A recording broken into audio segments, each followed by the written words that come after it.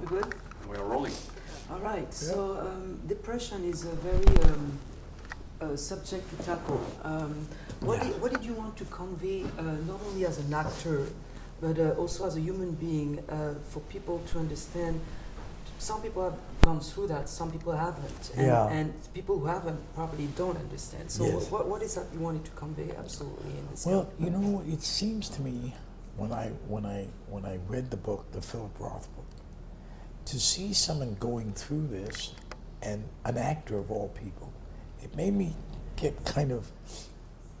I wanted to know more about how Philip Roth sees an actor going through that depression as a writer's block. You know, sometimes a writer gets blocked and can't write.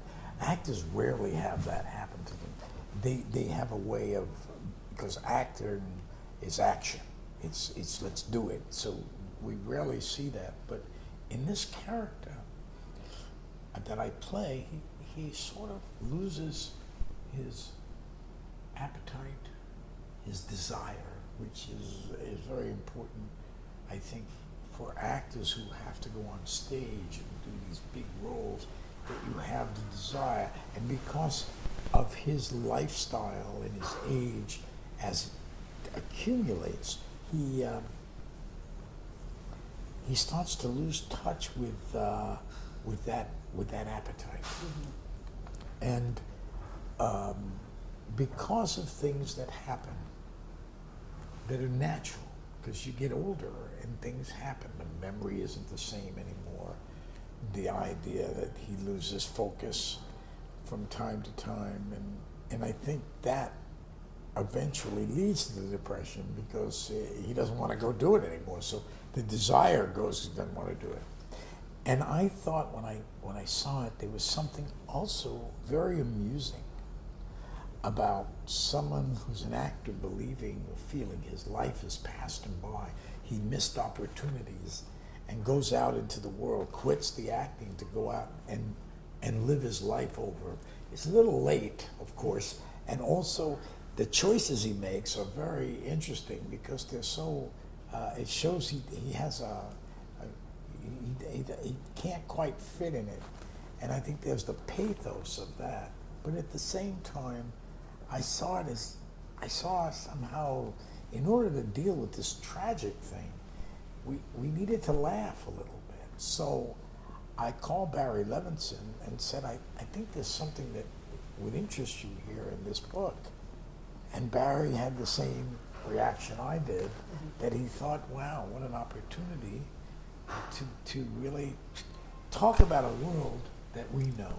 We know this world, the acting world, and what it is, this theater. And it would be a good idea to make a movie about stuff we know. And he said, yes, but we have to make it funny. I said, well, it has to have both. And we said, yes, we got Buck Henry. And worked on the screenplay. It took us a couple of years, you know, as it usually does. And we were doing other things. And I think that was our motive, to make it palatable by showing you the humor of it. Mm-hmm. With all the characters you've been playing over the years, yes. Do you feel the audience had a chance, an opportunity to know a little or a lot who Al Pacino is? Well, you know, I mean, who I am, that's why I'm an actor. You know, the one thing that's great about acting is when you do it and it's working, you sort of know who you are in the character. You know where you're going. You know what you want. I mean, that's pretty good, I think. So that's why we stay at doing it, because in life sometimes it's tough to know who you are and where you're going. But lucky is the person that does. That's all I can say. That's good. If you have that going for you, don't be an actor. You don't have to be. But some of us are. But who knows me? I've often said, because I don't take big political stands, if you notice, I never talk about things. I've been somewhat reticent to go do public whatever. But I I think through my work, again, all these movies, I think you get a certain sense of who I am and how I view things. Mm-hmm. I hope, because why I make or continue to work or make any movie is because it's because I feel there's something in the world of the movie I'm making that allows me to speak, to say something about how I feel about. That's why I think sometimes in my work you get a sense of me without knowing me, and my politics without knowing my politics. And I let that speak for me. It's okay. We can still do this. She wants it. I want to go fast. I'm a little older, so it takes me much longer to say my words, to think about them and stuff. But I do feel like, just these, if you're feeling in a certain way, you're going to, first of all, it's the text that comes first. Like Shakespeare says, play is the thing. The play is the thing. And so if you have something in the text that makes you identify with, you enjoy doing it. You want to talk about it, and without a text, it's like a painter without a canvas. The text is what we live by. I mean, that tells us who we are. That gives us everything. I mean, we wouldn't be. Look at my hands. I got a black pen on them. I don't know how that happened. What is the biggest risk you ever took, not only as an actor but as an artist?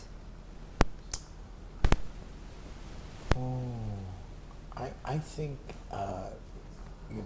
if you don't take a risk, that's a risk. I think you got to take risks all the time. I mean, if I hadn't taken risks with things I've done, I wouldn't be here now. So every time you think is a new risk. Every time it was a. Well, I don't think every time is a risk. There are times when it's a risk. Sometimes when you're doing a play or a movie like The Humbling, you really are talking about a world you know. So it's not like a great risk doing this. It's the way the risk is mainly is will it come off? It's how you're perceived, and that's a bit of a risk. But you got to go out for it because it's something challenges you. It'll be part of the thing you do, and you'll feel it. And I think that's one of the reasons I'm still here is because you take some risks sometimes. And I don't even know what a risk is anymore. To be honest with you, I don't know when I'm taking a risk and when I'm not. I just know that I like to do certain things that I find intriguing and interesting, and the thing I can speak through. Who knows what that is? But I enjoyed this thing, doing it, and I like the theater. I like the stage. I don't know what else I can say. Last question. Yeah, sure. There's a sentence in the movie at the beginning saying insanity. There's a fine line between genius and insanity. Yeah. How much do you think that true? And the line is getting rubbed out.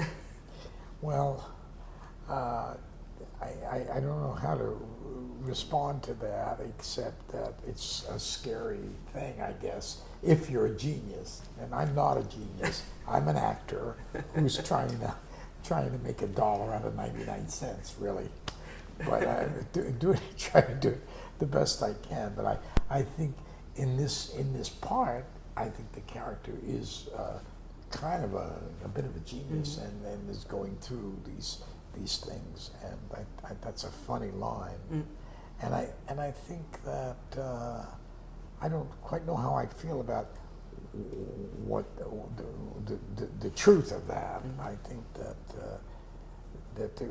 there's certain perks you get from being able to do something, and of course there's another side to it also. All right, thank you very, very much. Okay. It was nice. Thank you. Magnifique photo. Can we take a quick? Sure.